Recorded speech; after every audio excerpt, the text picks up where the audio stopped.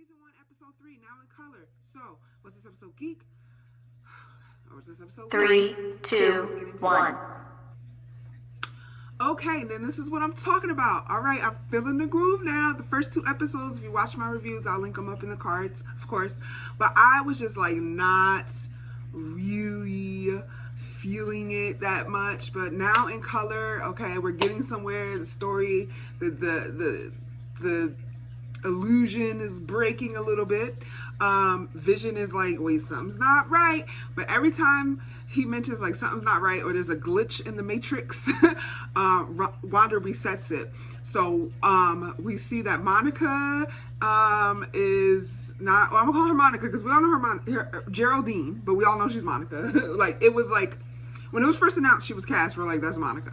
So I know it's Monica. That wasn't spoiled for me or anything. I just know that that's who she is. So she gets expelled at the end because there's something going on with that sword symbol, and that's what was on the helicopter in the previous episode.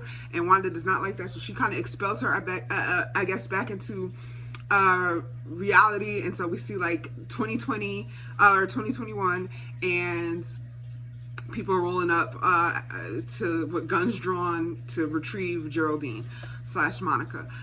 So this episode, like, it's titled not in color, not in black and white, which, like I said, I didn't mind the black and white. Wanda's having her twins, and if you read the comics, that was comic book accurate.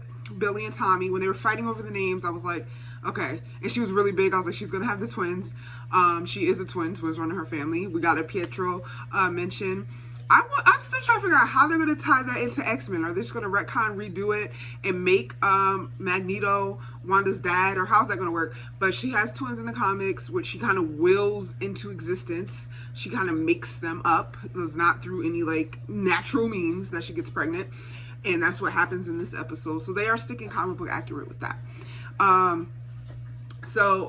they're, like, in the comics, some, like, devil person, villain is after them. So I don't know if that person or that villain is going to make a appearance in the show. Maybe that's who they're fighting. Maybe that's the big villain of the show. But I like the comic book accuracy. I remember when Infinity War came out, and that's when Wanda and Vision were in their full-fledged relationship, and I knew that they're together in the comics, but it just felt so forced and rushed kind of in the movies, because I mean, they hinted at them getting closer in Civil War, and I guess you knew it was going to come, but I thought it was going to be a bigger build-up. I didn't know it was going to jump right into Infinity War and in this full-fledged in-love relationship. I kind of would have liked to see that develop more, but you only get so much time in the movies. 2 hours and some change, maybe 3. Avengers Endgame was long, but so you only get so much time and there's so many characters. Maybe they could have did maybe they should do a spin-off movie. Well, they have the show, so kind of maybe won't make sense, but maybe they should have did a spin-off movie of their time leading up to right before Infinity War, where he's like, something's wrong and they get attacked by Thanos' people. But anyway, so now that we're getting to see them, even though it's fake, getting to see their relationship a little bit, and it's in this weird way. It's kind of more development that I was looking for in the movies. But I'm liking that they stick into the comic book accuracy with the twins. We'll see how that plays out. We'll see if that villain's going to show up. I won't say his name or spoil it, because that may be the villain for the actual episode, and or actual season, and I just don't want to spoil it for anyone. But if you want to look it up, I'm sure it's out there in the ether, how their twins come about, and who's after them and all that, and who she's fighting. Her and Vision are fighting. So I actually think this episode was Geek. Is actually my favorite of the episode so far. And I really did enjoy this episode. It's starting to make sense. It's kind of tying more. We're starting to see the little cracks in the system.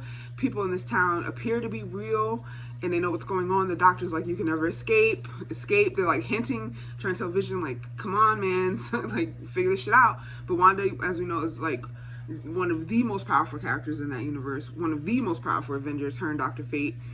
So it's going to be hard to get to break her illusion.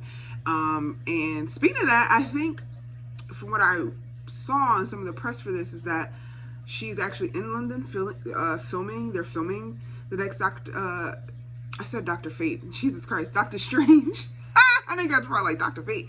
Her and Dr. Strange are the most powerful.